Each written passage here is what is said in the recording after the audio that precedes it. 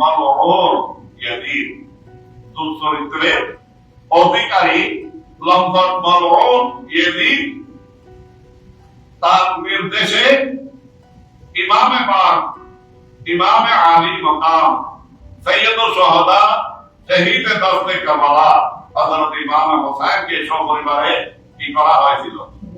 শহীদ করা হয়েছিল। কেন? কারণ উনি ইমামে হোসেন, উনি এজিদের হুকুমতকে মেনে নিতে পারেন নাই, বরং এজিদের হাতে বায়াত গ্রহণ করেন নাই। এজিদের এই দুশ্চরিত্রকে এজিদ যখন হুকুমতের আসনে বসে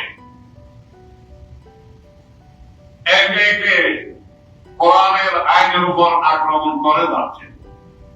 কোরআনের আইনের উপর, যেমন মনসরা, এটা কোরআন দ্বারা কি হারাম, কিন্তু এই যে ক্ষমতা বলে ঘোষণা দিল এটা হালাল। এটা কি?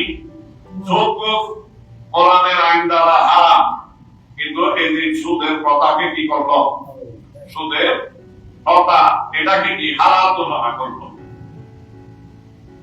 নিজের মুখ বিবাহ করা হারাম, এদিন ক্ষমতা বলে ঘোষণা দিল যদি সুন্দরী হয় বাইরে না দিয়ে নিজ বিবাহ করা যায়। বলুন না, একে একে যখন কোরআন বিরোধী শাসন সে জারি করলো, নিজের দুশ্চরিত্রকে এটাকে বৈধ করার জন্য কোরআনের উপর আক্রমণ করলো, তখন নবী পরিবারকে এটা মেনে নিতে পারে?